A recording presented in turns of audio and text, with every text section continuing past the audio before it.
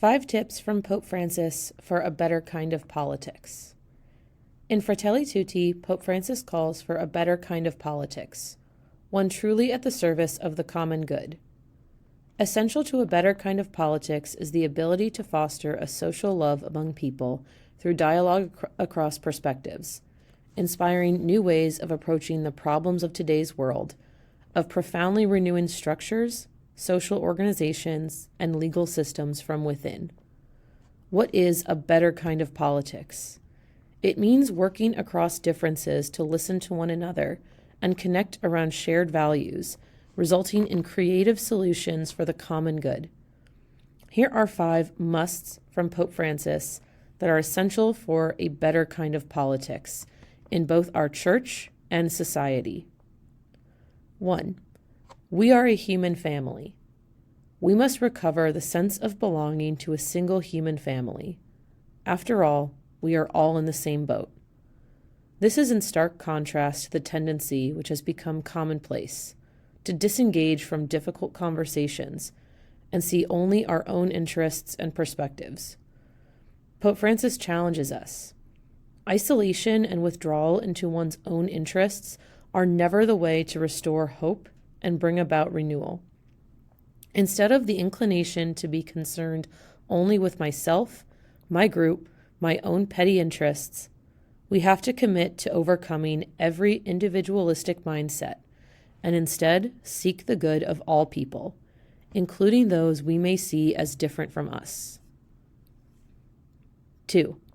We must commit to approaching others with love. Even those with whom we disagree are children of God. Sadly, such an approach has become countercultural. We have become used to efforts aimed more to discredit and insult opponents from the outset than to open a respectful dialogue aimed at achieving agreement on a deeper level. This is a situation in which we must be prophetic, modeling by example a respectful approach that honors others as made in God's image. This involves stepping outside ourselves, listening with empathy, and seeking to truly understand another person's experience. 3. We must identify common values based on truth. Social love, Pope Francis says, has to be accompanied by a commitment to the truth, informed by both faith and reason. An essential starting place for dialogue is to identify common values rooted in truth and justice, such as the dignity of the human person, or a commitment to fundamental human rights and integral human development. Identifying these common convictions can unite us, despite our differences, and lead to creative thinking and new solutions. 4. We must learn how to unmask the various ways that the truth is manipulated. We must learn how to unmask the various ways that the truth is manipulated, distorted, and concealed in public and private discourse, and to unmask media sources that are actually powerful special interests that seek to tilt public opinion unfairly in their favor. An important starting point in preparing our hearts for dialogue is to consider what sources I get my information. Are these sources reputable and long-standing? Are they neutral sources or connected with a particular political party or bias? Is it possible that I or others are being manipulated by persons or groups who have their own interests in mind? How can I check claims that I hear against multiple sources to ensure their accuracy before I share that information with others? 5. We must get comfortable with being a polyhedron. Pope Francis uses the image of the polyhedron, a 3-dimensional shape that has many faces, to represent a society where differences coexist, complementing, enriching, and reciprocally illuminating one another, even amid disagreements and reservations.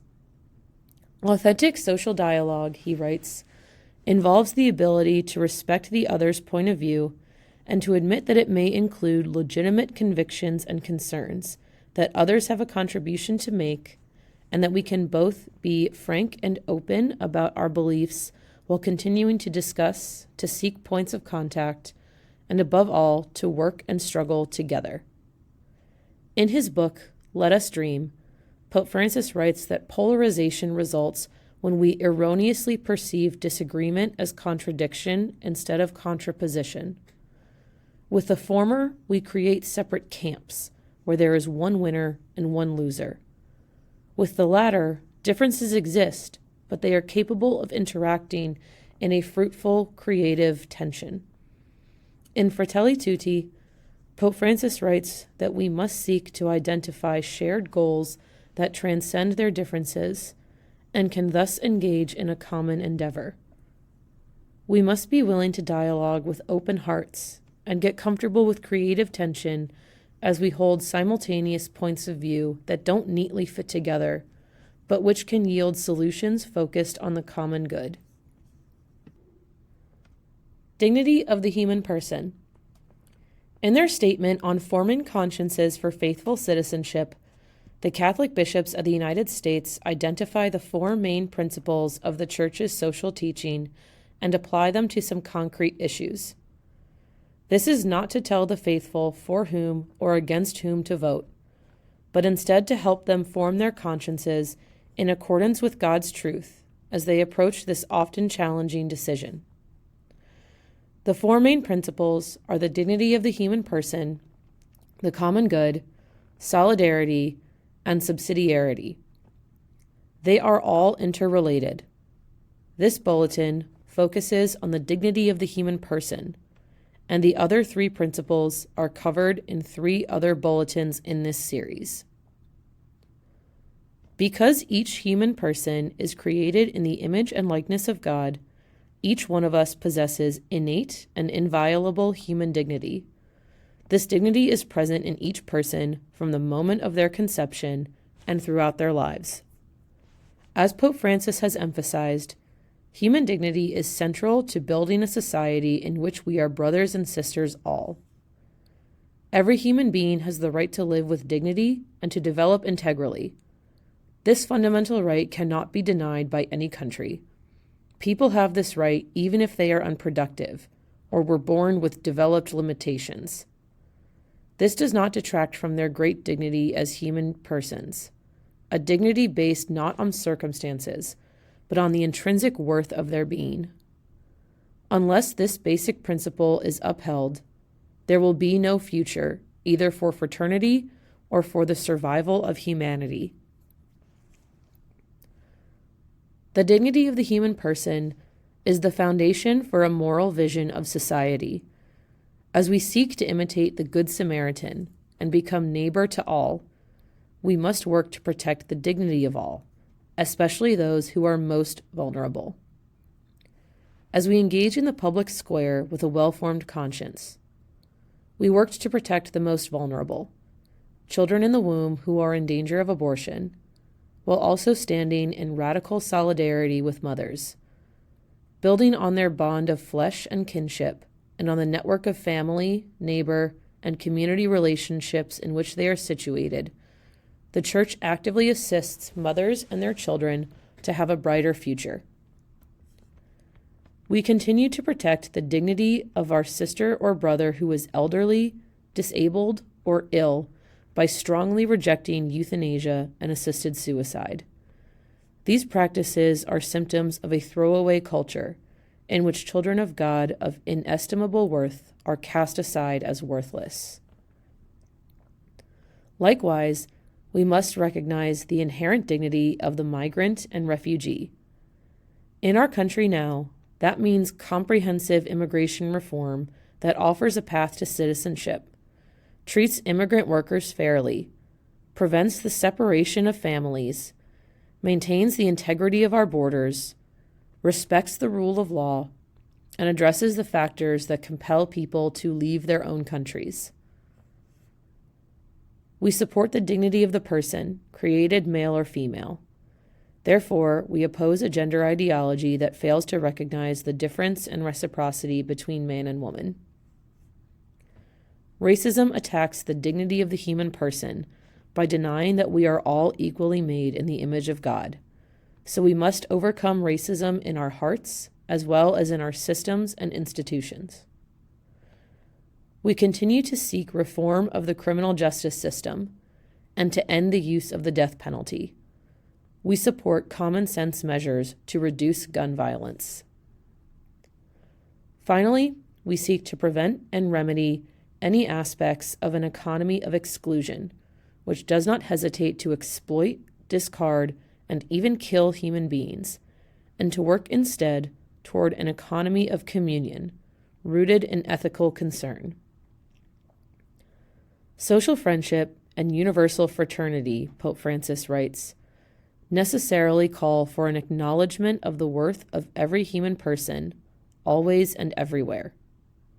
Through our political participation, our accompaniment of those in need, and the witness of our daily lives, may we support the worth of every person created in God's image. Common good. The common good is the sum total of social conditions which allow people, either as groups or as individuals, to reach their fulfillment more fully and more easily. Human dignity is respected and the common good is fostered only if human rights are protected and basic responsibilities are met. Every human being has a right to life, a right to religious freedom, and a right to have access to those things required for human decency. Corresponding to these rights are duties and responsibilities to ourselves, to our families, to the larger society, and to the earth. In short, we should seek to build that kind of society where it is easier for people to be good. In the midst of a throwaway world, in which some members of the human family can be readily sacrificed for the sake of others considered worthy of a carefree existence, Pope Francis urges us to build a culture of encounter, in which those most in need receive our greatest concern and attention.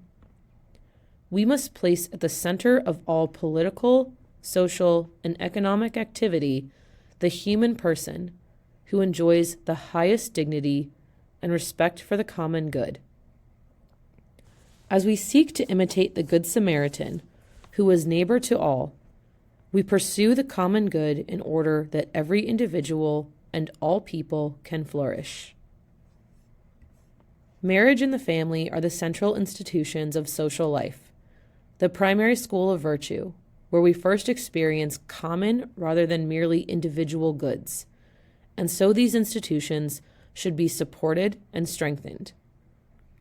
Likewise, as one human family dwelling in our common home, we must hear both the cry of the earth and the cry of the poor, and respond to climate change with actions to better protect creation for our brothers and sisters now and in generations to come. Accepting the entire world as a gift from the Father and as our common home includes accepting our bodies as God's gift, whereas thinking that we enjoy absolute power over our bodies turns, often subtly, into thinking that we enjoy absolute power over creation. We recognize and protect the right to religious liberty, our first and most cherished freedom. The protection of conscience and religious liberty is an indispensable element of the common good, a fundamental human right that knows no geographical boundaries. While the common good embraces all, those who are weak, vulnerable, and most in need deserve special concern, which the Church describes as the preferential option for the poor. Laws and policies must prioritize those who struggle to make ends meet, and must preserve the social safety net and promote decent jobs, affordable housing, and childcare. Pope Benedict XVI writes in Caritas in Veritate, Charity in Truth, to desire the common good and strive towards it is a requirement of justice and charity.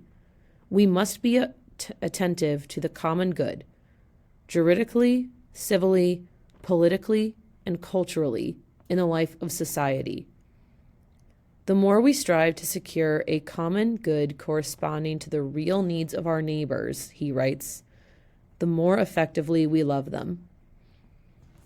Solidarity. Solidarity is a firm and persevering determination to commit oneself to the good of all, and of each individual, because we are all really responsible for all. We are one human family, whatever our national, racial, ethnic, economic, and ideological differences. The person is social in nature. We develop and flourish within a community. As baptized members of the community of the Church, we are part of one body in Christ, and we are also part of one global human family. In Fratelli Tutti, on fraternity and social friendship, Pope Francis places solidarity at the center of what it means to cultivate social friendships as one family. Solidarity means much more than engaging in sporadic acts of generosity. It means thinking and acting in terms of community. It means that the lives of all are prior to the appropriation of goods by a few. It also means combating the structural causes of poverty, inequality, the lack of work, land, and housing, the denial of social and labor rights. Thus, solidarity affects not only the goals we pursue in public life, but also the way we pursue them, ever mindful that we are all brothers and sisters, all children of God. Solidarity requires that in our prayer and in our political engagement, those who are weak, vulnerable, and most in need receive preferential concern. In imitation of the Good Samaritan, we seek to be neighbor to all. We are called to practice radical solidarity by accompanying pregnant women to choose life and by offering support to new mothers and their children. As neighbors to all, we also advocate for families affected by poverty, unemployment, or illness, individuals struggling with mental illness or addiction, the elderly and those with disabilities, and all whose livelihoods and homes are endangered by climate change. In countries ravaged by war, such as Ukraine, West Africa, and the Middle East, we must touch the wounded flesh of the victims and support efforts for relief and peace, while also working collaboratively to reduce and eliminate nuclear weapons. We seek policies that welcome, protect, promote, and integrate migrants and refugees who arrive at our borders, and which aid development in countries of origin. Racism is an obstacle to solidarity, and we strive to root it out not only by examining our hearts individually, but also by looking critically at our policies and institutions. In a culture that overemphasizes the accumulation of wealth, we must not forget our obligation to ensure that every person lives with dignity and has sufficient opportunities for his or her integral development. As we seek to foster solidarity in our hearts and policies, let us pray with Pope Francis in Fratelli Tutti. Lord, Father of our human family, move us to create healthier societies and a more dignified world, a world without hunger, poverty, violence, and war. Amen. Subsidiarity. The principle of subsidiarity reminds us that larger institutions in society, such as the state or federal government, should not overwhelm or interfere with smaller or local institutions, such as the family, local schools, or the church community. Yet larger institutions have essential responsibilities when local institutions cannot adequately protect human dignity, meet human needs, or advance the common good. Subsidiarity reflects the essential freedom and innate human dignity of each person, while also recognizing the role higher authorities, such as government, can play to ensure that all people are able to thrive. Respecting this principle promotes the flourishing of each individual person and the realization of the common good. As Pope Francis has explained, the principle of subsidiarity allows everyone to assume his or her own role in the healing and destiny of society. By participating in public life locally, each person and the voluntary associations of civil society to which they belong can be leaven, bringing enrichment to neighbors, to communities, and to society as a whole. As we assist the faithful to take up the call to be leaven in society, we seek policies that allow individuals and communities to flourish. As the bishops teach in forming consciences for faithful citizenship, family, based on marriage between a man and a woman, is the first and most fundamental unit of society, a sanctuary for the creation and nurturing of children. It should be defended and strengthened, not redefined, undermined, or further distorted. It is important to uphold parents' rights and responsibilities to care for their children, including the right to direct their children's education in accordance with their convictions, with support rather than interference from the state. These include the rights of parents to send their child to the school of their choice and to protect their child from gender ideology at school. Moreover, laws, programs, and initiatives should strengthen the social safety net and improve family stability. For example, parents should receive support through work, training, assistance with childcare, healthcare, housing, and transportation. The Earned Income Tax Credit and Child Tax Credits continue to be important vehicles to help low-income families out of poverty. The Church's special concern for the poor requires the pursuit of social and economic policies which foster jobs with decent working conditions and just wages, and which support the rights of workers, including the ability to organize and bargain collectively without reprisal. As we pursue the principle of subsidiarity in our public policies, we pray for all families and for those in poverty, and we support their efforts to exercise their rights and responsibilities in society.